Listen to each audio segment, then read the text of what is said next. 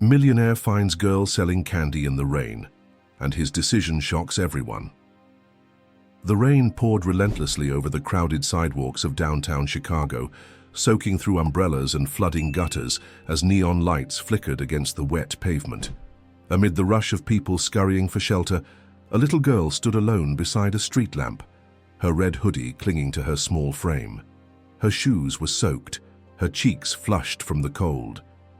Clutched in her chapped hands was a half-empty box of candy bars. She wasn't shouting or begging, just standing, quiet and still, her eyes scanning the crowd with cautious hope. Across the street, Nathaniel Cross, the billionaire CEO of Crosstech Industries, exited a black SUV with a leather briefcase in one hand and a phone pressed to his ear. He was mid-conversation about an acquisition deal when his gaze fell on the girl. Something in him stopped, an unfamiliar hitch in the rhythm of his perfect day. The sight of her, so small, so still in the downpour, pulled at a part of him he didn't recognize. He ended the call abruptly. "Hold on," he muttered, cutting off his assistant. The driver called after him, confused, but Nathaniel was already crossing the street. Horns blared as he stepped into traffic, indifferent to the chaos. His shoes splashed through puddles as he neared the girl. She noticed him approach but didn't move. Her eyes, a striking hazel with flecks of gold, stared up at him with guarded curiosity. Nathaniel stopped in front of her, his designer coat already darkening from the rain. "You selling these?" he asked, nodding at the box of candy. The girl hesitated, then gave a small nod. $1 each," she said softly. He reached into his coat pocket, pulled out a $100 bill, and handed it to her. She looked at it, wide-eyed, then at him. "I don't have change," she whispered. "It's okay," he said, "just keep it." She looked down, unsure whether to smile or run. Then she carefully took the bill, placed it inside her candy box, and picked out a bar to hand him. "You should still take one." Nathaniel accepted it with a quiet chuckle. "What's your name?" he asked. "Ava." He repeated it under his breath like a test. "Ava, where are your parents?" She looked away, the faintest tremor passing through her shoulders. "Working," she said after a pause. "They work a lot." Nathaniel didn't push further, but his mind was already turning. Something about her eyes, something unsettlingly familiar. He'd spent his life in boardrooms, surrounded by lies, leverage, and power. Yet this moment, this soaking child on a stormy street corner, felt more real than anything else. He checked his watch, but for once, time didn't matter. "You hungry?" he asked gently. Ava glanced up again, this time with a flicker of hope, cautious but desperate. "A little." Nathaniel nodded once. "Come on, let's get you something warm." As she followed him toward the diner on the corner, her small footsteps splashing beside his, she had no idea that her presence had just cracked open a secret sealed for nearly a decade, and Nathaniel had no idea that he was walking beside his own blood. The warmth of the diner wrapped around them like a blanket as they stepped inside. The bell above the door jingled softly, drawing a few glances from patrons hunched over coffee mugs and plates of late-night pancakes. Nathaniel guided Ava to a booth near the window, where condensation streaked the glass and the rain outside distorted the city lights into a surreal blur. A waitress approached with a practiced smile, her eyes flicking from Nathaniel's soaked suit to the little girl peeling off her damp hoodie. "Coffee?" she offered. "Black," Nathaniel said, then looked at Ava. "And for her, hot chocolate, and whatever she wants to eat." The waitress nodded, scribbled quickly, and left them alone. Ava sat stiffly, hands folded in her lap, glancing occasionally at Nathaniel with quiet curiosity. He studied her too, trying to make sense of the inexplicable pull he felt. She couldn't have been more than 8 or 9, but there was a sharpness in her eyes, an awareness beyond her years. "Do you come out here often?" he asked, his voice low. She gave a small shrug. "Only when it rains. People feel sorry for me when it rains. They buy more candy." That answer hit him like a punch to the chest. He looked at her again, really looked. Her hair was a dark chestnut, curling slightly where it dried near her face, her cheekbones, her nose. a strange echo of someone he'd once known. "What about school?" She hesitated, then said, "I go sometimes." He frowned. "Sometimes. My mum says survival comes first. Rent's due, lights have to stay on." She shrugged again, as if it was the most natural thing in the world. Before he could respond, the waitress returned with 2 steaming mugs. Ava's eyes lit up at the sight of the hot chocolate, and she wrapped her hands around the cup, savoring the warmth. Nathaniel watched her closely, trying to ignore the tightness in his chest. "Do you live nearby?" he asked. She nodded, sipping carefully. "On 43rd, in the building with the broken stairs, apartment 2B. Nathaniel stilled. That address rang a bell, not just the street, but the building itself. Years ago, when he was younger, reckless, and very much in love, he'd visited that very place. A woman named Marissa had lived there, a brief but intense affair during his wild years before he inherited the company. He hadn't thought of her in a long time. The relationship had ended without closure, lost to the chaos of his corporate rise. His pulse quickened. "What's your mum's name?" he asked, trying to keep his tone casual. Ava tilted her head slightly. "Marissa." His heart stopped. He sat back in the booth, staring at her as the pieces began to fall into place. He had left Marissa with promises he never kept, too caught up in his ambition. She had stopped calling after a while. He never looked back. Never imagined. Now here was this girl, with Marissa's eyes, his jawline, his last name hidden somewhere in the shadows of her features. Nathaniel's hand tightened around his coffee cup. "Ava," he said slowly, "what's your full name?"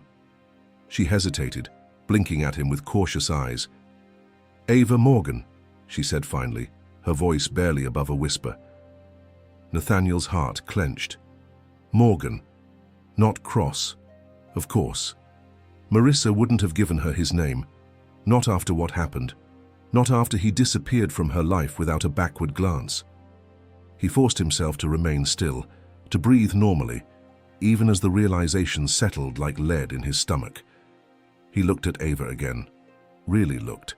The shape of her mouth. The determined line of her chin. There was no doubt now. He had a daughter, and she had been living just a few miles from his penthouse, scraping by in the rain while he dined with senators and billionaires. She was speaking again, softly. "Most people just call me Ava. My mum doesn't like when I give out my last name." Nathaniel cleared his throat, trying to mask the storm within him. "Do you know your dad?" A flicker of pain crossed her face. She shook her head. "Mom says he left before I was born. She doesn't talk about him much. I think he was rich. Or maybe bad. Or maybe both." Nathaniel swallowed hard, his throat dry. "Do you ever think about him?" Ava shrugged again, staring into her cup. "Sometimes, like when other kids talk about their dads, or when I see someone who looks like me." Her eyes flicked up to him. "You kind of do." He froze. "You have the same eyebrows," she said thoughtfully, and then went back to sipping her drink. Nathaniel didn't respond. His mind was racing. What was he supposed to do now? Tell her the truth, right here in a diner booth? March to her mother's apartment and demand answers? And what if Marissa refused to see him? What if Ava wasn't ready? He glanced at his watch. He had a board meeting in 45 minutes. People were waiting on his decisions. But for the first time in years, none of that seemed to matter. "I need to get back to work soon," he said gently, trying not to alarm her. "But would it be okay if I walked you home first?" She looked uncertain, then slowly nodded. "Yeah, that'd be nice." They stood and left the diner together, stepping back into the drizzle. Nathaniel held his umbrella over her as they walked the cracked sidewalks, each step pulling him deeper into a life he never knew he'd abandoned. As they turned onto 43rd Street, he spotted the familiar rundown building with its graffiti-tagged walls and rusted fire escape. Ava pointed to the door. "That's us, 2nd floor." He stared at the place. The ghosts of a younger version of himself seemed to hang in the air. Just then, the door swung open, and there she was. Marissa. Older, wearier, but unmistakable. Her eyes locked onto his with a mix of shock and fury, her mouth parting in disbelief. "You," she whispered. Ava looked between them, confused. "You know each other?" she asked. Neither adult spoke. The silence answered everything. Marissa stepped fully into the doorway, her posture rigid, arms crossed tightly over her chest. The rain tapped lightly on the awning above them, but Nathaniel barely noticed. All he could focus on was her face, the woman he'd once loved, now staring at him as if she'd seen a ghost. "You have no right to be here," Marissa said coldly. Ava looked between them again, tension tightening her small shoulders. "Mom, he bought me dinner. It was raining." Marissa's gaze didn't leave Nathaniel. "Inside, Ava. Now." "But now?" Ava hesitated, then ducked her head and slipped past her mother, glancing back at Nathaniel once before disappearing into the apartment. The door remained open, Marissa standing in its frame like a gatekeeper between past and present. "What do you want?" she asked, her voice low and trembling. Nathaniel took a slow breath. She was selling candy in the rain, alone. I didn't recognize her at first, but the moment she said your name, Marissa's jaw tightened. "You don't get to say my name. You don't get to show up and pretend you care." "I didn't know," he said quickly. "You never told me." Her eyes flared. "You left, Nathaniel. You were gone before I even realized I was pregnant. You stopped answering my calls. Your assistant told me you were moving on.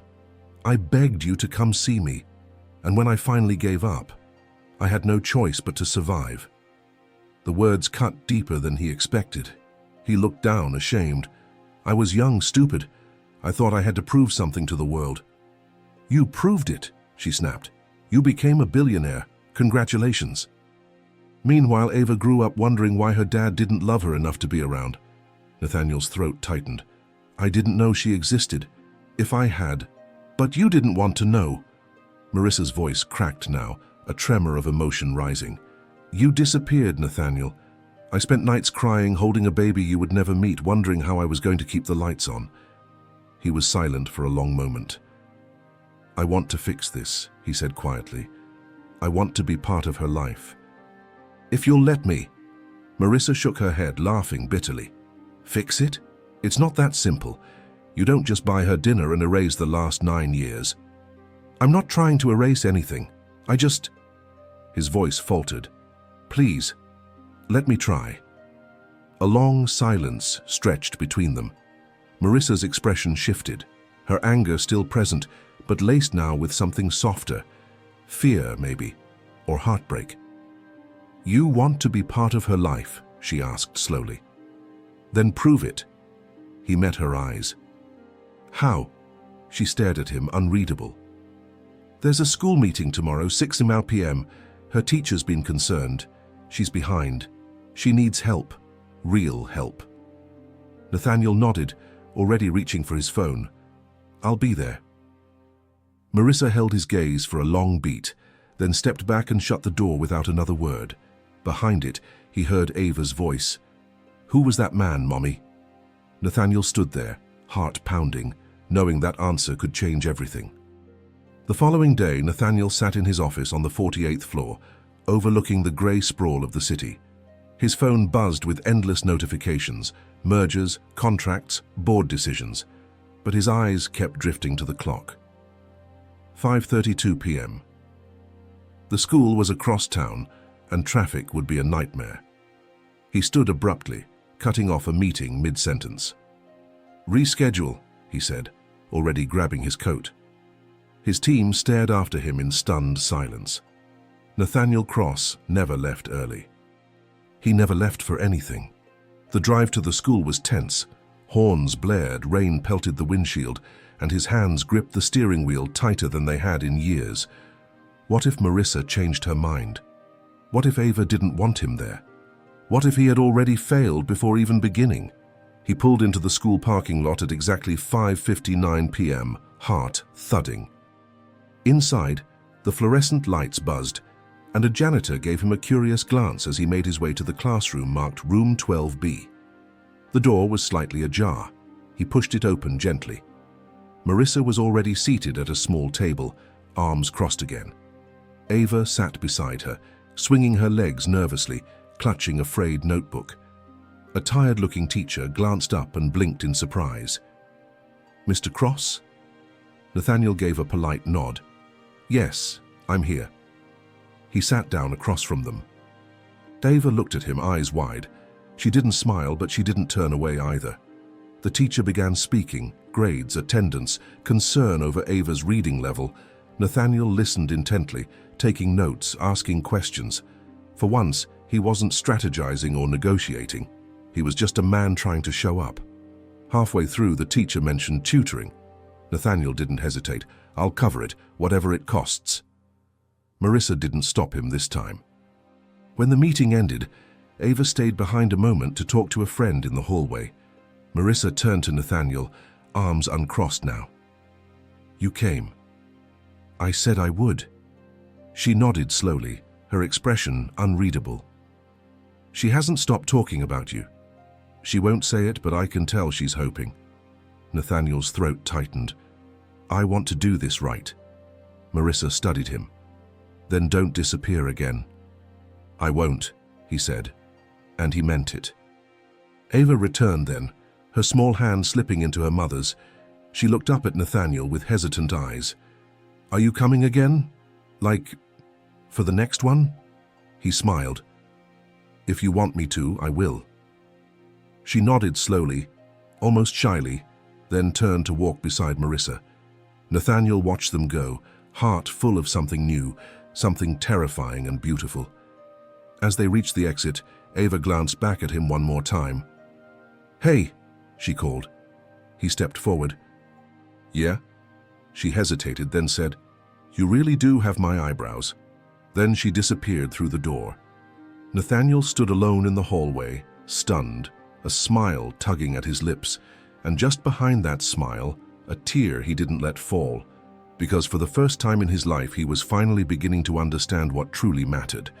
The days that followed passed in a blur of unfamiliar rhythms for Nathaniel. He found himself slipping out of boardrooms to answer texts from Marissa about school projects and dentist appointments. His schedule, once chiseled in stone, now bent to accommodate piano recitals and book fairs. And strangely, the world didn't fall apart.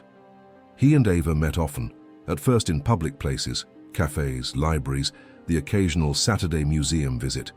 She was cautious but curious, testing him with questions both simple and profound. "Why do you work so much? What's the fanciest place you've ever been? Did you really not know about me?" He answered everyone with honesty, never rushing, never turning away. Sometimes her questions sliced deep, but Nathaniel welcomed the pain. He'd earned it. One afternoon, while they sat on a bench outside her school sharing ice cream cones, Ava spoke without looking at him. "I told a girl in my class that you were my dad." He froze mid-bite. "You did?" She nodded.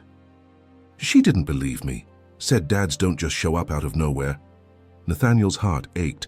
He reached into his pocket, pulled out his phone, and flipped to a photo they had taken at the museum, the two of them standing in front of a giant dinosaur skeleton. "Well, next time she says that," he said gently, "you can show her this." Ava smiled for a second, then turned serious. "Mom says not to get too used to you." His breath caught. "Did she?" "She says people leave." Nathaniel didn't have a ready answer. He knelt down to meet her eyes. "I left once. I won't do it again, ever." Ava stared at him, searching for cracks in his promise. After a beat, she nodded slowly, and he felt something shift, like the first fragile brick of a bridge being laid between them. But not everything was healing so easily. Marissa remained distant, wary. She kept their conversations brief, often curt. There were moments when they stood together outside her apartment, exchanging only the necessary words, the air thick with unspoken history. Nathaniel understood. She had raised their daughter alone. He couldn't expect forgiveness overnight. One evening, after dropping Ava off, Nathaniel lingered on the doorstep. "Thank you," he said softly, "for raising her so well. For everything." Marissa looked at him for a long moment. "She's strong because she had to be. She didn't get that from you." He accepted the blow with quiet humility. "But," she added, "she's kind. That maybe she got from both of us." Before he could respond, the apartment door shut, leaving him alone in the hallway again. Later that night, as he stood in his penthouse looking out over the city lights, Nathaniel stared at a photo he had printed and framed. Ava, mid-laugh, holding a candy bar and squinting against the rain. He had built empires, but none of it had ever felt like this. And somewhere deep inside, he began to wonder if there was still time to make things right, even with Marissa. The next Saturday, Marissa reluctantly agreed to let Ava spend the afternoon at Nathaniel's home. It was a significant gesture, one that Nathaniel didn't take lightly. He cleaned every inch of the penthouse himself, banished his housekeeper for the day, and stocked the fridge with Ava's favorite snacks. When she arrived, her eyes went wide with wonder at the high ceilings, floor-to-ceiling windows, and polished marble floors. "This is like a movie," she whispered, walking in circles across the vast living room. Nathaniel chuckled, trying to see the space through her eyes. "Well, today it's just a regular place where we eat popcorn and watch cartoons." "Cartoons?" She spun toward him, grinning. "You watch cartoons?" "I do now." They spent the next few hours curled on the sofa, watching reruns of old shows, laughing and eating cheese puffs straight from the bag. Nathaniel never checked his phone once, not even when it buzzed with urgent calls from investors. For the first time in his life, he felt free. After the third episode, Ava stood and wandered to the shelves lining the wall. Her fingers traced the spines of books, old photographs, and a single framed picture of a younger Nathaniel with a woman Ava didn't recognize. "Who's that?" she asked, pointing. He looked over and hesitated. "That's my mom." "Your grandmother?" Ava blinked. "She looks fancy." She was. Strong too, tougher than I ever was. "Where is she?" "She passed away a few years ago." Ava looked at the photo again, then turned back to him. "Did she know about me?" He shook his head, heart heavy. "No." "I wish she had." She didn't say anything after that, just climbed back onto the couch and rested her head against his shoulder. And Nathaniel knew this wasn't just about catching up on years missed. This was about building new ones. Later, as the sun began to dip behind the skyline, Ava stood at the window, staring at the city stretching out before them. "It's weird," she said. "What is?" "Being up this high. Everything feels small, like none of the problems matter from up here." Nathaniel joined her, placing a gentle hand on her shoulder. "Some things still matter," he said softly. "Like what?" "Like family. Like promises." She turned and looked at him, eyes serious. "Even broken promises?" He nodded. "Especially those." That night, after dropping her off, he lingered at the threshold again. Marissa stood in the doorway, arms crossed, eyes narrowed with the same suspicion she always wore when he brought Ava home. "She had a good time," he said, offering a cautious smile. Marissa nodded slowly. "She said you didn't check your phone all day." He shrugged. There was nothing more important happening. That answer caught her off guard. She looked down, lips pressed into a line. "You're different." "Trying to be." She looked up, studying him for a long moment. Then, without a word, she stepped back inside and closed the door. But this time, she didn't lock it. The following week brought unexpected tension. Nathaniel arrived at Ava's school for a scheduled parent-teacher conference, only to find Marissa already seated, her arms crossed, her expression unreadable. The teacher, a kind but weary woman named Ms. Fulton, greeted him with a tight smile and gestured for him to sit. "I wanted to speak with both of you," she began, "because while Ava's made real progress academically, there's something else we need to address." Nathaniel sat straighter, instantly alert. "Is something wrong?" Ms. Fulton glanced between them. Ava's been telling stories. Not lies exactly, but things that worry me. She's mentioned private jets, swimming pools on rooftops, but also nightmares of being left somewhere, of it all going away. Marissa stiffened, while Nathaniel's stomach sank. She's afraid, Miss Fulton said gently, afraid that her world is going to change again, that the comfort she's finally starting to experience isn't real. Nathaniel felt that as a gut punch. He glanced at Marissa, but she wouldn't look at him. She's a smart girl, Miss Fulton added, but she's also still healing. Outside, Ava waited on a bench, swinging her legs and humming softly to herself, unaware of the storm behind the classroom door. Later, as they walked to Nathaniel's car, Ava looked up at him. "Am I in trouble?" "No," he said softly, "but I want to ask you something." She looked at him with wide, careful eyes. "Do you feel scared about everything that's changing?" Ava hesitated. "Sometimes." "Why?" She bit her lip. "Because I don't want it to go away. This. It feels like a dream, and dreams don't stay." He stopped walking, crouched down to her level, and took both her hands. "I'm not going anywhere, not this time, I swear." Ava stared at him for a long moment, then slowly nodded. But the doubt in her eyes didn't fade completely. That night, Nathaniel lay awake in his penthouse staring at the ceiling. He'd spent his entire life controlling outcomes, minimizing risk, mastering negotiation. But there were no contracts in this, no guarantees, only the raw truth of love, flawed and fragile. The next morning, he did something no one expected. He stepped into the studio of a daytime talk show, one watched by millions, and when asked about his latest tech launch, he pivoted. "There's something more important," he said into the camera. "A girl, her name is Ava. She's 9 years old. She's my daughter, and I wasn't there when she was born, but I'm here now, and I'm not leaving again." The hosts sat stunned. Social media exploded. Marissa saw the clip while folding laundry. Her breath caught in her chest. She sat down on the edge of the bed, the shirt still in her hands, trembling. And Ava? She watched it from her friend's tablet at recess. She didn't speak for a long time. Then softly she whispered to herself, "He said my name on TV." And just like that, a little piece of her fear began to fade. The public revelation sent shockwaves through Nathaniel's carefully curated world. Within hours, news outlets were buzzing. "Billionaire claims secret daughter" splashed across headlines. Paparazzi camped outside his building, and social media erupted with speculation, praise, and no shortage of criticism. But Nathaniel didn't care.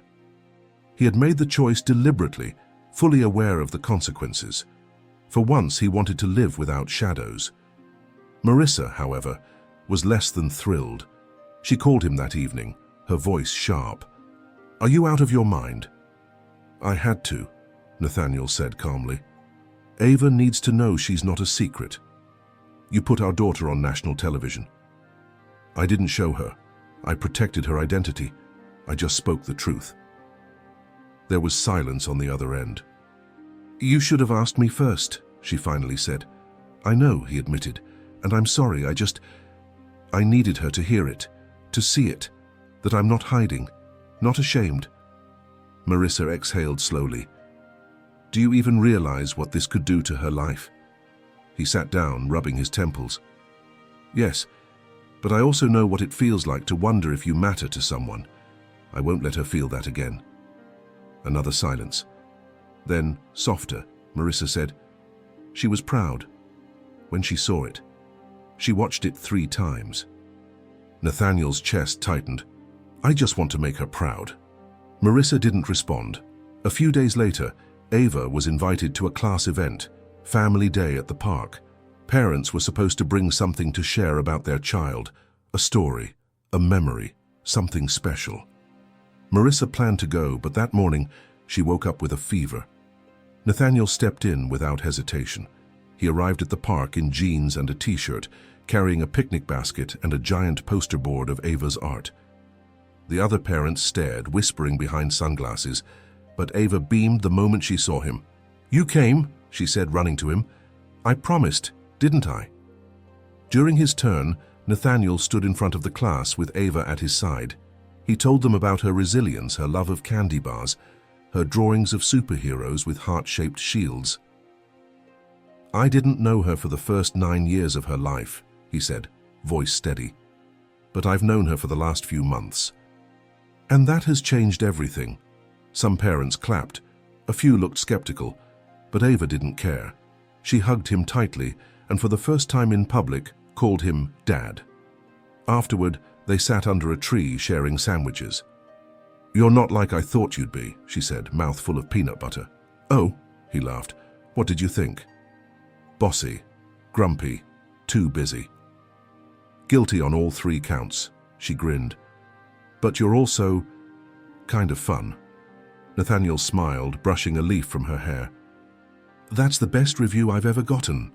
And in that moment, surrounded by children's laughter and the golden light of early summer, Nathaniel Cross finally felt like a father, not just in name, but in heart.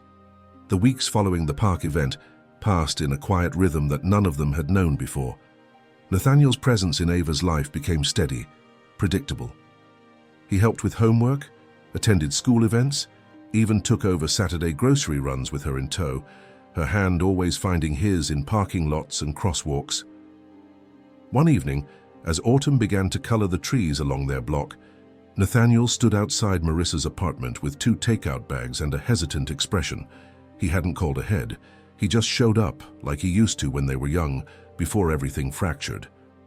Marissa opened the door in sweatpants and an oversized shirt, surprise flickering across her face.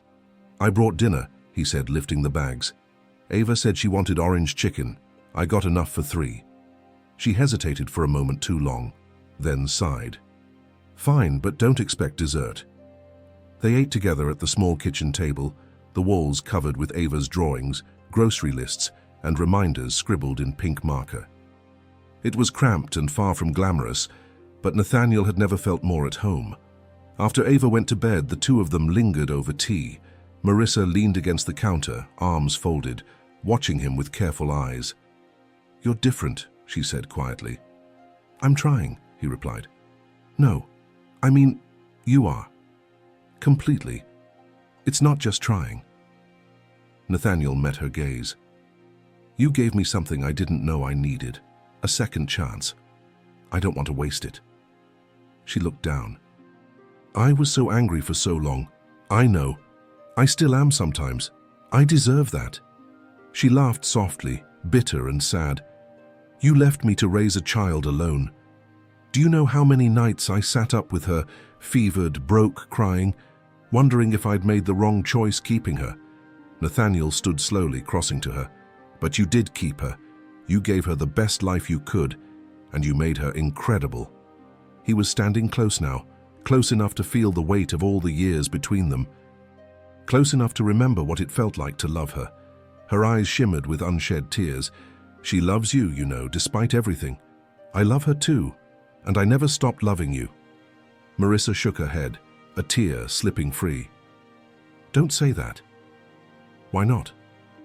"Because I want to believe you," she whispered.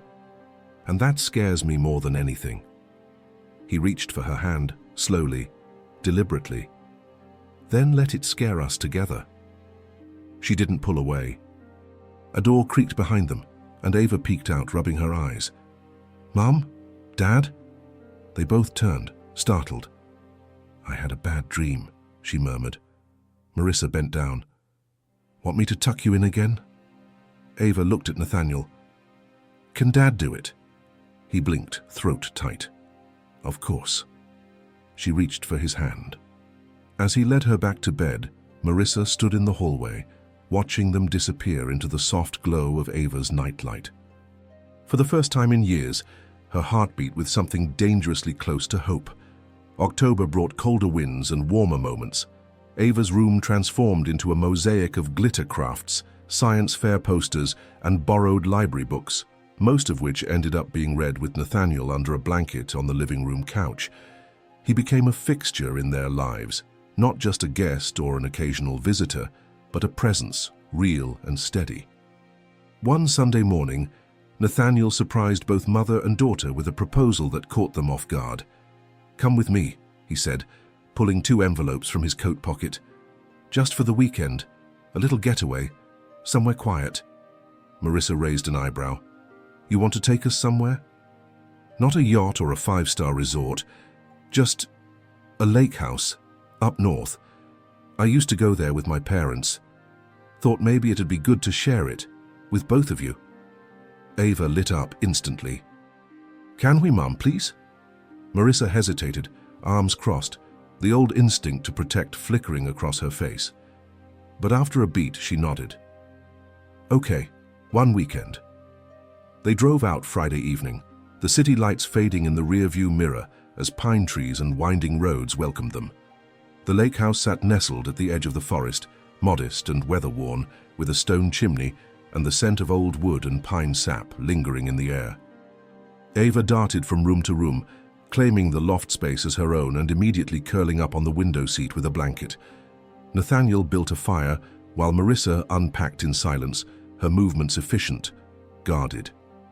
That night, after dinner and s'mores, they sat outside wrapped in quilts, watching stars shimmer over the still water. "This place is magic," Ava whispered, her breath clouding in the chilly air. "It used to be," Nathaniel said softly. "Maybe it can be again." Marissa glanced at him but said nothing. The next morning, the 3 of them went canoeing on the lake. Ava sat in the middle, dipping her fingers in the cold water, her laughter echoing across the still surface. Nathaniel and Marissa paddled in sync, awkward at first, then naturally, effortlessly. Later, as Ava explored the woods collecting leaves and pine cones, Nathaniel found Marissa standing by the dock, arms wrapped around herself, gazing out at the water. "It's beautiful," she murmured. "It always reminded me of peace," he said, standing beside her, "but I stopped coming after my mom died." She looked at him, eyes soft. "Why?" "Because it reminded me of what I lost." He turned to face her fully. "But maybe it's time it reminded me of what I found." She didn't speak, but something in her posture shifted, less guarded, more open. That night, as they sat by the fire again, Ava curled between them, half asleep and mumbling about constellations. Nathaniel looked over at Marissa. And for the first time, she didn't look away. Instead, she reached for his hand and held on. They returned to the city on Sunday evening with wind-blown hair, sun-flushed cheeks, and a silence between them that felt soft instead of strained. Ava fell asleep in the car, her head resting on Nathaniel's shoulder while Marissa drove, glancing at the rearview mirror every few minutes as if memorizing the sight. Back at the apartment, they carried Ava upstairs together. Nathaniel tucked her in while Marissa watched from the doorway, arms folded, not defensively but with something closer to gratitude. "Good night, kiddo," he whispered, brushing a curl from her forehead. As he stepped out of the bedroom, Marissa motioned toward the kitchen. He followed her without a word. She poured 2 cups of tea and handed him one. For a moment, they stood in the tiny kitchen, steam curling between them like threads of something new. "I saw the way you looked at her," Marissa said softly. "At the lake. Like you couldn't believe she was real." "I still can't," he admitted. "Every day it floors me, what I missed, and what I still have a chance to build." She leaned against the counter, staring into her tea. "She's happier. She talks about you constantly. Every sentence starts with 'Dad says,' or 'Dad did this.'" He smiled, then sobered. "And you? How do you feel?" Marissa's eyes met his. "I don't know." "That's the honest truth. You hurt me, Nathaniel. You shattered me. But you're different now, and I can't pretend I don't see it." "I don't want to erase the past," he said quietly. "I want to make a future that makes up for it." She didn't respond right away. Then, with a small smile, she said, "We'll see." He reached out, gently brushing her knuckles with his fingers. "I'll wait." The days passed with growing ease. Nathaniel continued showing up for Ava, helping with school projects, picking her up when Marissa worked late. even volunteering to chaperone a field trip. His world, once measured in profits and headlines, now moved to the rhythm of bedtime stories and art projects. One Friday, Ava handed him a folded slip of paper. "It's for Parent Day. We're supposed to bring both parents this time." His heart skipped. "Both?" She nodded. "Is that okay?" He smiled. "I'd be honored." The morning of Parent Day arrived with unexpected tension. Nathaniel and Marissa arrived separately, but ended up seated beside each other in the classroom. Ava stood proudly between them as her classmates took turns sharing. When it was Ava's turn, she stepped forward with her signature courage. "This is my mum. She's the strongest person I know, and this is my dad. He used to be a mystery, but now he's my hero." Gasps rippled through the room. Nathaniel swallowed hard. Marissa blinked back sudden tears. Afterward, as the children played outside, Nathaniel turned to Marissa. "Did you hear what she said?" She nodded slowly. "Every word." She meant it. "So did I," she whispered. "When I said we'd see, I think I'm starting to." And in that quiet moment, everything that had once been broken felt like it might, just maybe, be whole again. That night, Nathaniel couldn't sleep. He paced the balcony of his penthouse, city lights sprawling endlessly beneath him, the wind tugging at the sleeves of his shirt. Ava's words from earlier echoed in his mind. He used to be a mystery, but now he's my hero. It hit him harder than he expected. He had climbed every ladder, bought every asset, silenced every critic, but none of it compared to the weight of a child's belief in him. He picked up his phone and stared at Marissa's contact. After a moment, he sent a message. "Can we talk? In person?" She replied quickly. "Now? Now." 20 minutes later, he was at her door. She opened it in a robe, her hair loosely tied back, surprise flickering in her eyes. "What happened?" "I need to ask you something," he said, breathless from the urgency of his own thoughts. She stepped aside, letting him in. The apartment was quiet, lights dimmed, Ava asleep in the next room. Nathaniel turned to her, his voice low but steady. "What would you say if I asked to start over, not just as Ava's father, but with you, with us?" Marissa froze. "I'm not asking to rush anything," he said quickly. Being with you these past months, it's reminded me of who I was when I loved you, before I lost myself. And you didn't just raise our daughter, you survived, you never gave up, you never broke." Her expression trembled. "Nathaniel, I know I don't deserve another chance, but I want to earn it, one moment at a time. I want to show you that the man who left isn't the man standing here now." She stared at him, emotion rising like a wave behind her eyes. "You think you can just walk back into our lives and rewrite history?" "No," he said softly, "but maybe we can write something new." Tears slipped down her cheeks before she could stop them. She turned away, brushing them off angrily. "I hate that you still make me feel like this." He took a step closer, not touching her. "Then hate me while I stand beside you, while I help with Ava's homework, while I take out your trash, while I earn it." She laughed through her tears, a raw, beautiful sound. "You were never good at small gestures." "I'm learning," he said, a crooked smile tugging at his lips. She looked up at him, breath catching. "You really mean this?" "I do." Silence fell between them, full of everything unspoken. Finally, Marissa whispered, "Okay." But slowly. His smile faded into something more serious, more reverent. "As slow as you need." She stepped forward, closed the distance, and for the first time in nearly a decade, their foreheads touched, gentle, unsure, but full of something real. And behind them, down the hallway, Ava stood quietly in her doorway, watching with wide eyes, and a small, hopeful smile that said more than words ever could. The next morning, the sun filtered gently through the curtains of Marissa's apartment. The scent of pancakes drifted from the kitchen where Nathaniel stood, awkwardly flipping a misshapen one in the pan, while Ava sat at the table, giggling at his culinary attempts. "Dad," she said between bites of her already syrup-drenched stack, "you're not very good at this." "I'm building suspense," he replied, holding up a pancake that looked vaguely like the state of Texas. Marissa leaned against the doorframe, arms crossed, watching them. A warmth spread in her chest, new, cautious, but undeniable. After breakfast, they bundled up and walked to the park. Ava darted ahead, chasing fallen leaves. Nathaniel and Marissa strolled side by side, their shoulders occasionally brushing. "She's never smiled this much," Marissa said quietly. Nathaniel looked at her. "Neither have I." They sat on a bench beneath an amber canopy of trees while Ava climbed the jungle gym, her laughter floating on the breeze. "You really want this?" Marissa asked. "Not just to be a dad, but this? Us?" He turned to her, his gaze unwavering. "More than anything." She nodded slowly. "Then I need you to be ready for everything. Not just the good days, not just when it's easy." "I know," he said, "and I am." Ava ran back to them then, holding a bright yellow leaf.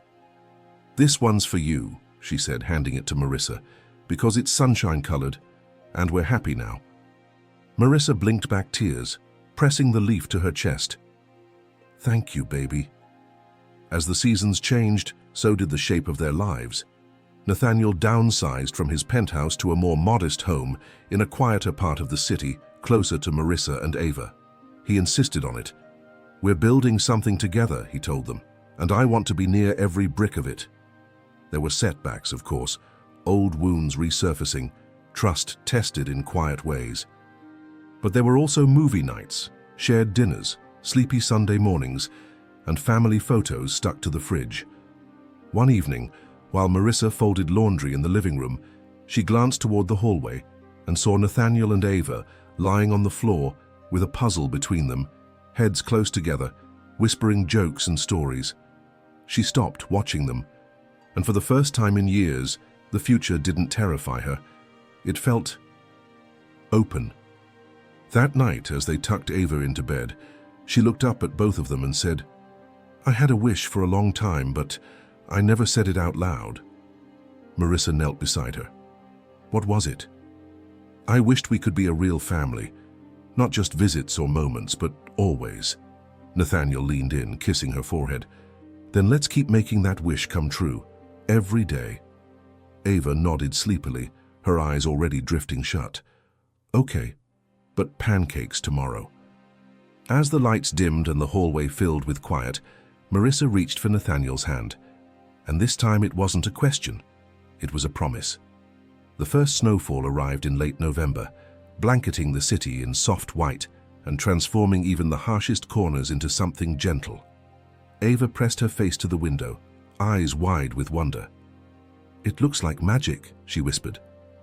Nathaniel stood behind her, holding 2 mugs of hot cocoa, one with extra marshmallows, just how she liked it. "It is magic," he said. "The kind we make ourselves." Marissa emerged from the kitchen with a blanket draped over her shoulders, smiling at the two of them. It had become routine now, weekends together, dinners full of laughter, long walks and silly games. Yet every time Nathaniel saw them like this, the wonder never wore off. That evening, the 3 of them decorated their first Christmas tree together. Ava directed the operation with military precision, ornaments arranged by color, lights strung just right. Nathaniel hung the star last, lifting Ava onto his shoulders to place it. She grinned down at him. Perfect. Later, as Ava slept peacefully in her room, Marissa and Nathaniel stood in the living room, gazing at the tree. The glow of the lights reflected in the glass, painting the room with quiet warmth. Nathaniel turned to her, his voice soft. "This is what I never knew I needed. Not the money, not the buildings or the deals. Just this." Marissa leaned into him. "It's not perfect." "No," he agreed, pulling her closer. "But it's ours." She looked up at him, her eyes searching. "And you still want to be part of all of it? Even the hard days?" "I want the whole thing," he said. "Even the chaos, even the tears. as long as it's with you." Her gaze held his, unflinching. "Then let's stop waiting." His breath caught. "What do you mean?" She stepped back slightly and reached into the drawer by the mantel, pulling out a small box. "I kept this," she said, opening it to reveal a faded photo of the two of them, young, wild, in love, grinning with wind-blown hair at the edge of a cliff. Nathaniel stared at it, heart aching. "You left," she said, "but I never stopped loving the man in this photo, even when I hated him. And now, he's standing in my living room again." He stepped toward her, taking the photo, his fingers brushing hers. "I'm not going anywhere." She smiled, tears shining. "Then let's build something permanent." He didn't need to say anything more. That night, as they curled on the couch, snow falling outside, a quiet peace settled over them. And in the next room, Ava turned in her sleep and murmured a single word with a sleepy smile. "Home." Winter deepened, wrapping the city in frost and early darkness. But inside their small home, warmth blossomed. Ava's laughter echoed through hallways, the scent of cinnamon and vanilla filled the kitchen, and the rhythms of daily life knit tighter around the three of them. Nathaniel had officially moved in by early December, bringing with him not just boxes of books and clothes, but quiet rituals. Morning coffees shared in silence, late-night check-ins by Ava's bedside, and long conversations with Marissa after the world had gone still. But not everything was seamless. One Wednesday evening, as Marissa sorted mail at the kitchen table, she froze with a letter in her hand, elegant gold script on expensive cardstock. Nathaniel walked in moments later, loosening his tie. "Hey," he said, leaning in to kiss her cheek. She held the envelope up between them. "From your father's estate lawyer." He stilled. "I thought he cut ties years ago," she said carefully. "He did," Nathaniel replied, taking the letter slowly. "But he passed last month. I didn't go to the service. We hadn't spoken in over a decade." She watched him open it, eyes scanning the contents. "What is it?" He looked up, confused. "He left something. For Ava." Marissa frowned. "For her?" Nathaniel handed her the letter. It was short and formal, a note of regret from a man who had spent his life building walls instead of bridges. Alongside it was a trust document naming Ava as a beneficiary of a modest inheritance, a lakeside cabin separate from the one Nathaniel had taken them to, one his father had kept hidden, a place tied to painful memories and severed ties. "He knew?" Marissa asked softly. Nathaniel's jaw tightened. "I never told him about Ava, but maybe he guessed. Or maybe he hoped I'd come back one day with something better than profit reports." Marissa folded the paper slowly. "Are you going to accept it?" "I don't know." They sat in silence, the weight of legacy and forgiveness settling between them. That weekend, they decided to visit the cabin. Nathaniel wasn't sure why, perhaps out of curiosity or a strange sense of duty. Ava, thrilled by the idea of another adventure, packed her backpack with markers, books, and snacks. The cabin was smaller than he expected, weathered but intact, nestled beside a frozen lake that shimmered under the winter sun. Inside, it smelled of cedar and dust. The fireplace still worked, and old family photos were tucked in drawers, images of a young Nathaniel with eyes too serious for his age, his father forever stern beside him. Marissa found an old box of letters in a cabinet, most unopened, many addressed to Nathaniel's mother. She handed them to him, unsure what to say. That night, after Ava fell asleep beside the hearth, Nathaniel sat alone, reading letter after letter in silence. And for the first time in years, he began to grieve the man his father could have been, and to understand the man he never wanted to become. The next morning, the lake was veiled in mist, casting the cabin in a soft, dreamlike haze. Nathaniel stood on the front porch, holding a steaming mug, the letters from the night before still echoing in his mind. Each one had revealed fragments of a man he barely knew, apologies never sent, confessions never voiced, love buried beneath generations of silence. Marissa joined him, pulling her sweater tighter against the cold. "You were up late." "I couldn't stop reading." She nodded. "You okay?" He looked at her, his eyes tired but clear. "I think I'm learning to let go of what he wasn't, of what I thought I had to be to not become him." She rested a hand on his arm. "And who do you think you are now?" He turned to her fully. "A father, a man trying to love the right way, to stay." Inside, Ava stirred awake and stumbled to the porch in her oversized hoodie and slippers. "It's cold," she mumbled, crawling into Nathaniel's lap without hesitation. He wrapped the blanket tighter around both of them, holding her close. "We'll build a fire soon." Ava looked out at the misty lake. "I had a dream last night." "Yeah?" Marissa asked, kneeling beside them. "I dreamed this place was full of secrets, but not scary ones, like treasure, hidden stuff waiting to be found." Nathaniel smiled, brushing a curl from her forehead. "Maybe it is." That afternoon they explored the woods behind the cabin. Ava led the way, notebook in hand, mapping trees and pretending to be an explorer. Marissa and Nathaniel followed, hand in hand. They came upon an old shed, locked and half covered in vines. Nathaniel found a key in the cabin later that evening. When he returned and opened the door, they found boxes of tools, furniture covered in sheets, and, tucked in the corner, an old wooden crib. He stared at it for a long time. Marissa stepped beside him. "Was this yours?" "I think it was my sister's," he whispered. "She died when I was 5. My parents never talked about her. I barely remember her." Marissa's hand found his. "So much silence in your family." He nodded. "It ends with me." That night, they lit candles and told stories by the fire. Real ones, made-up ones, ones that started sad but ended with laughter. Ava fell asleep curled between them, a sketch of the cabin clutched in her hand, with the words, "Our place now," scrawled at the top.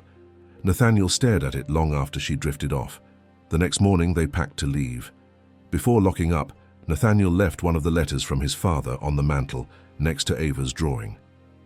As they pulled away down the snowy path, Marissa asked, "Do you think you'll come back?"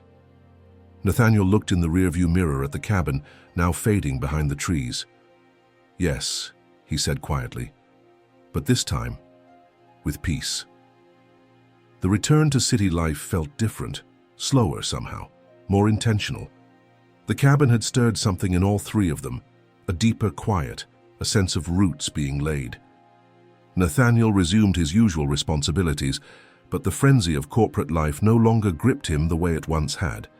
He left work early when needed, ignored meetings to attend school recitals, and found a rhythm he hadn't known he craved. Marissa noticed. So did Ava. One evening in mid-December, as snow dusted the sidewalks and Christmas lights flickered across windows, Nathaniel invited them both to a holiday charity gala hosted by his company. It was a formal affair, suits and gowns, chandeliers and photographers. Marissa hesitated. "I'm not a trophy, Nathaniel," she said firmly. "I won't be paraded in front of people who judged me for years." "You'd be the one honoring them with your presence," he replied gently. "Not the other way around." She studied him, gauging the truth in his eyes, then slowly nodded. "One condition." "Anything." "I pick the dress." The night of the gala, Marissa stepped out of the bedroom in a deep emerald gown that caught the light like water, her hair cascading over one shoulder. Nathaniel froze. "You look—" He couldn't finish the sentence. She smirked. "Say it. I dare you." Like every regret I ever had, just apologized. Marissa laughed, genuinely, and looped her arm through his. Ava, in a velvet dress and sparkly shoes, twirled by the door, ready for her first ever fancy party. At the venue, heads turned as they entered. Nathaniel stood tall, hand resting on Ava's shoulder, Marissa at his side. He introduced them both without hesitation, without shame.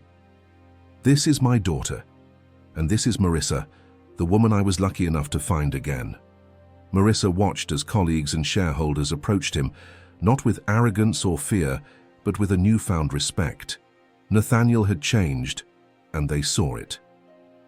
Midway through the evening, the MC took the stage. Tonight we honor someone who not only rebuilt a company, but rebuilt something more important, a family. Please welcome Nathaniel Cross.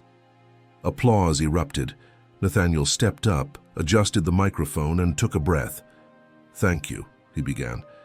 But tonight isn't about me, it's about second chances, about knowing what you missed and deciding it's not too late to start again.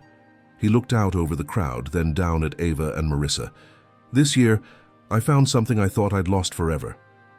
A daughter, a partner, a home. Marissa's eyes glistened. Success used to mean numbers and headlines, he continued. Now, it means pancakes on Saturday mornings, reading stories at night, laughing until I can't breathe. It means family, and I owe everything to these two incredible women. The room was silent for a heartbeat. Then the applause returned, louder, deeper. Ava stood on her chair, clapping proudly. Nathaniel stepped down, and as he reached them, Marissa kissed him, soft and sure. It was the first time she'd done it in public since they reunited, and in that moment, nothing else mattered. In the weeks that followed the gala, their lives moved in quiet harmony. It was the small things that made it beautiful. Packing lunches together in the morning, Ava's snow boots drying by the radiator, Marissa humming to herself as she folded laundry, Nathaniel reading on the couch with glasses he finally admitted he needed. But peace has a way of testing itself. Just days before Christmas, Marissa received an unexpected call. Her mother, who had cut ties years ago when Marissa became pregnant, was in the hospital, the result of a fall and a long-ignored illness. Nathaniel found her standing by the window afterward, phone still in hand, face pale.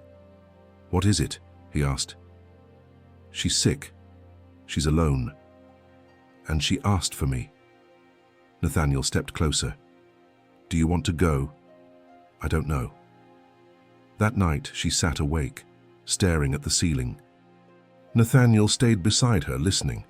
"She kicked me out," Marissa whispered. "Said I'd ruined my life, said Ava was a mistake." He reached for her hand. "She was wrong."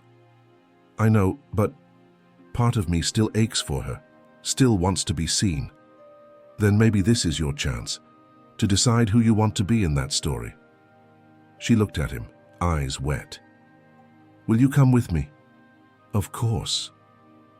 They drove 6 hours through heavy snow, Ava sleeping in the back seat, clutching a stuffed bear.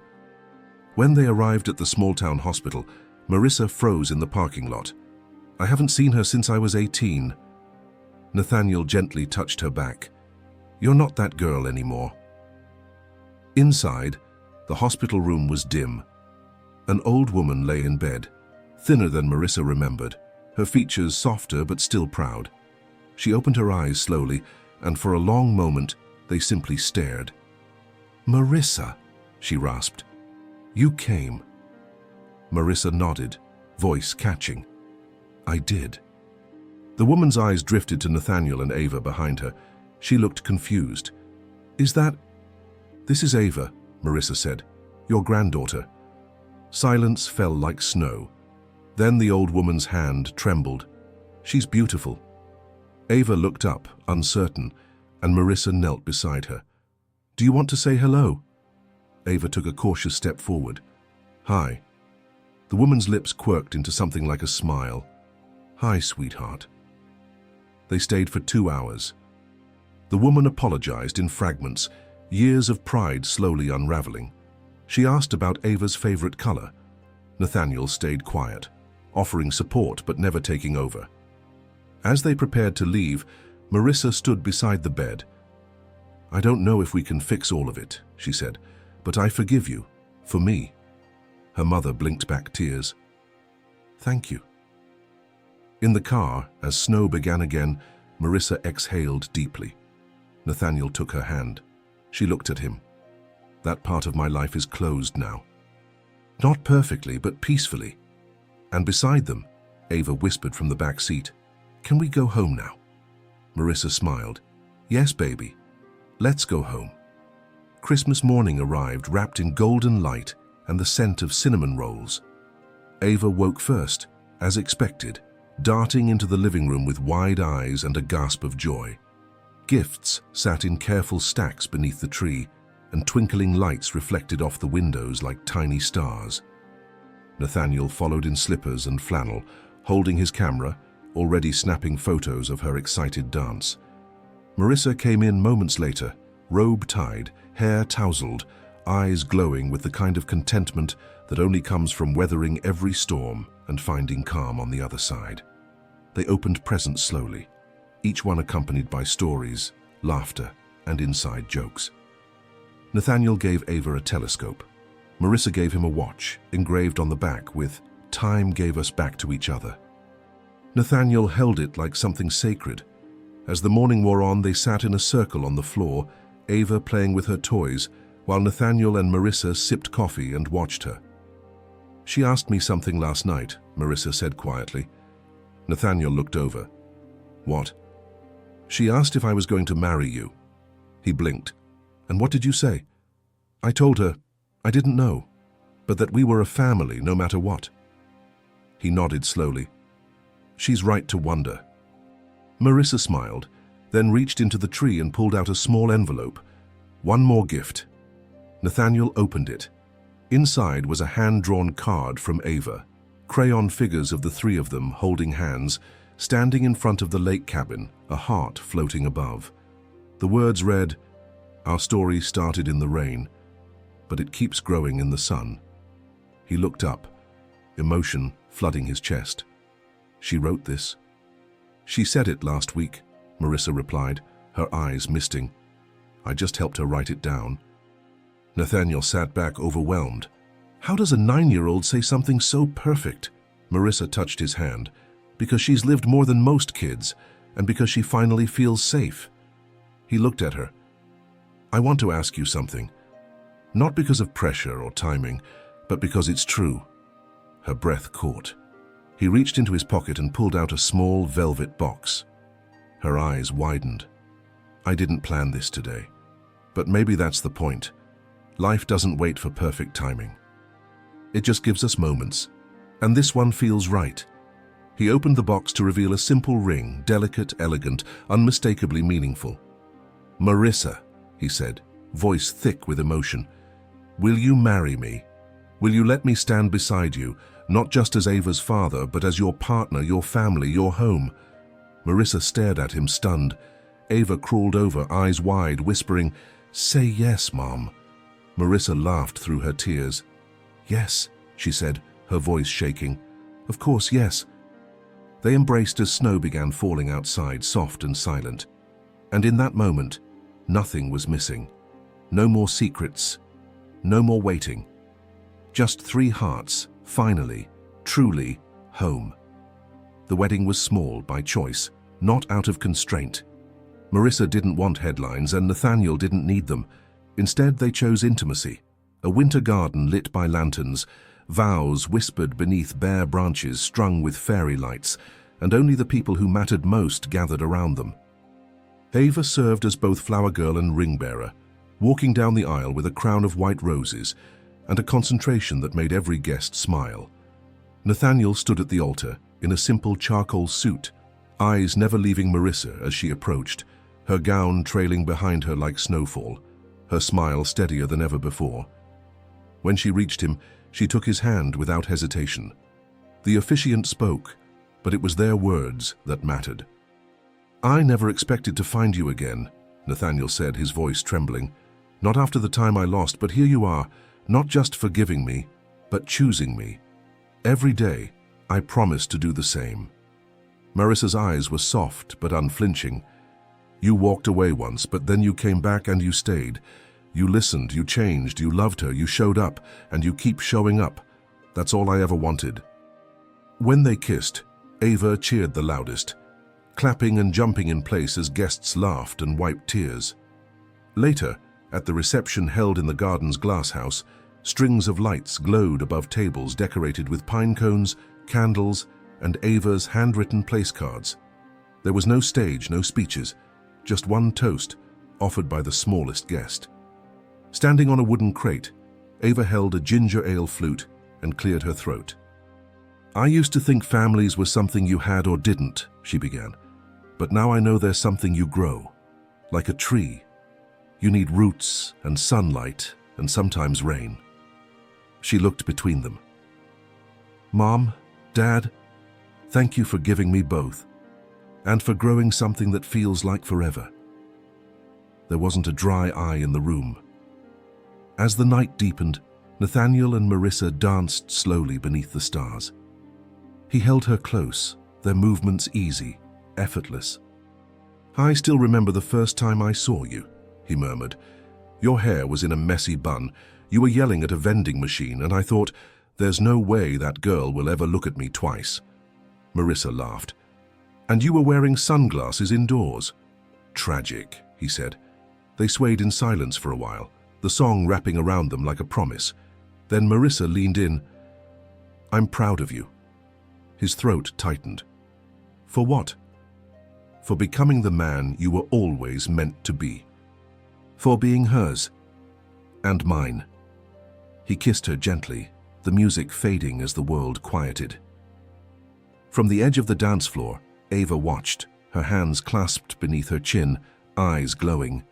And in that moment, under a canopy of light and vows and second chances, they were not just a couple, not just a child and her parents, they were something more. They were whole. The weeks after the wedding passed in a golden blur. Life didn't become perfect, it became real. Morning rushes still brought forgotten backpacks and mismatched socks. Marissa still burned the toast at least twice a week, and Nathaniel still struggled to remember where Ava kept her glitter pens. But there was laughter in the mess, and quiet grace in the way they chose each other over and over again. Their new home was a cozy townhouse on a quiet street, where neighbors waved and dogs barked from porches. Ava claimed the attic bedroom, filling it with paper stars, glow-in-the-dark constellations, and books stacked in curious towers. Her room became a planet all its own, a world where she was safe, free, and loved. One evening, as Nathaniel helped her build a model volcano for science class, she turned to him with that same serious expression she wore when asking the big questions. "Were you scared?" she asked. He looked up. "Scared of what?" "When you found out about me." "That I was your daughter." He set the glue down. Terrified. She tilted her head. "Why?" "Because I'd already missed so much, and I didn't know if I could make up for it." She was quiet for a moment, then smiled. "You did." Nathaniel felt his throat tighten. "I'm still trying." "You don't have to try so hard anymore," she said softly. "You're already mine." He reached out and pulled her close. "And you're already everything." That night, as Marissa tucked Ava in, the little girl whispered, "Can I call him Dad all the time now, even when I'm mad?" Marissa kissed her forehead. "Especially then." The next day, a letter arrived in the mail, a legal form finalizing the last piece of a journey Nathaniel had quietly begun months earlier, the petition to legally adopt Ava. Marissa had signed her portion weeks ago, and the judge had granted the request. Ava Morgan Cross. He stared at the name, fingers trembling slightly. That evening, they surprised Ava with the news. They sat on the couch, the envelope between them, and Nathaniel said, "There's something we want to tell you." When she opened it and saw her full name printed at the top, she gasped. "It's real?" Nathaniel nodded, his voice thick. "If you want it to be." Ava threw herself into his arms, burying her face in his chest. "I wanted it every day." Marissa joined them, her arms wrapping around both, forming a circle of warmth and finality. Later that night, Nathaniel stood by Ava's bedroom door watching her sleep. The framed paper rested on her nightstand, beside the drawing she'd once made of their family. This time, the heart above their heads wasn't floating. It was rooted, deep, permanent. And Nathaniel Cross knew without doubt that this was the legacy he was meant to leave. Spring crept in slowly, melting the frost from the sidewalks and coaxing cherry blossoms from bare branches. The air felt lighter, like something long held had finally exhaled. For the Cross family, it was a season of beginnings, Not dramatic, not loud, but quiet and true. Ava joined a local art club at school. Every Wednesday afternoon, she came home with paint under her nails and stories about her newest masterpiece. Nathaniel built her a small easel in the sunroom where the light poured in just right. He often found her there after dinner, humming to herself while lost in color and creation. One afternoon, he brought home a surprise, a small wooden box hand-carved with a brass latch. "What's this?" Ava asked, peering inside. "For your drawings," he said. "Your favorites, so one day you can look back and see all the beauty you made." She beamed, already tucking in a folded sketch of their family at the lake house, standing hand in hand beside the cabin. Marissa's world had shifted too. With Ava older and Nathaniel's help steady, she returned to her dream of opening a boutique. She'd once studied fashion, but put it aside to raise her daughter. Now, with Nathaniel's encouragement and his investment, she leased a small storefront and began filling it with handmade clothing, accessories, and curated pieces she'd loved for years. On the day of the boutique's soft opening, Nathaniel arrived with flowers and Ava by his side. The windows gleamed, the shelves perfectly arranged. But it was Marissa, standing in the center in a simple navy dress and a smile of quiet pride, who stole the moment. "You did this," Nathaniel whispered, taking her hand. "No," she said. "We did." The sign above the door read, "Ava & Co." Later that evening, after closing, the three of them walked home under the soft bloom of streetlights. Ava skipped ahead, arms outstretched like wings. "She looks free," Nathaniel said. "She is," Marissa replied. "So am I." They stopped outside their townhouse, the porch light warm and familiar. Marissa turned to him. "Can I tell you something?" "Always." "I used to think love was a storm, big and chaotic and loud, but now I think maybe it's this." "This?" he asked gently. She nodded. "Showing up, being seen, coming home." He smiled. "Then I hope we never run out of this." Inside, Ava was already in her pajamas, drawing by the kitchen table. "Guess what?" she said, holding up a fresh page. It was the three of them again, but this time behind them was a tree, tall, sturdy, full of leaves. "What's this?" Nathaniel asked. "It's us," she said, "and that's our family tree. I made it up." Marissa leaned over, tracing her fingers over the branches. "It's beautiful," Ava grinned. "I left room for more." Nathaniel looked at her, surprised. "More?" "Yeah," she said. "You never know who else might belong." And just like that, the future opened again, wide, waiting, and full of love. That summer they returned to the lake house, now fully theirs. The drive was filled with music, snacks, and Ava's endless chatter about the art camp she'd be attending nearby. Nathaniel had found it months earlier, tucked into the woods not far from the water, a place where kids painted with their hands, made sculptures from driftwood, and ended each day with stories by the fire. The moment they arrived, Ava ran down to the dock and flopped onto her back, arms wide. "I missed this sky," she sighed. Nathaniel and Marissa stood back, bags in hand, watching her with matching smiles. "Do you realize how different this feels now?" Marissa asked. He nodded. "It's not just a place anymore. It's part of us." That evening, after Ava had fallen asleep in her loft, they sat on the porch swing, wrapped in a shared blanket, listening to the chirping of frogs and the occasional splash of fish in the water. "She asked me again," Marissa said after a long silence. "About siblings?" Nathaniel guessed. Marissa nodded, her gaze fixed on the horizon. "She said the trees got room. She meant it." He turned to her, unsure. "What do you want?" She didn't answer right away. Then she looked at him and said, "I think I want to grow something. Not just the boutique, not just her, us." Nathaniel took her hand. "Then let's grow." Over the following weeks, they began to talk seriously about timing, about hopes, about fears. They visited doctors. They walked past baby aisles at the store and laughed nervously. They listened to Ava's names for potential siblings, most of them themed around food. One afternoon, while painting at her easel, Ava turned and asked, "Would it be okay if I shared my room again? Not forever, just at first. Nathaniel knelt beside her. Would you want to? She nodded. I think I'd be really good at being a big sister. By late August, Marissa stood in their bathroom, holding a test in her trembling hands. Nathaniel waited just outside the door, his own breath caught somewhere between fear and hope. The door opened slowly. She looked at him, eyes wide, glassy. He stared at her. Yes? She nodded. And for the second time in his life, Nathaniel Cross felt everything shift, this time not from loss or guilt, but from something blooming. They told Ava that night, sitting in a circle on the living room floor. Are you serious? She shouted, eyes shining. I knew it. I knew it. She launched herself into their arms, laughing.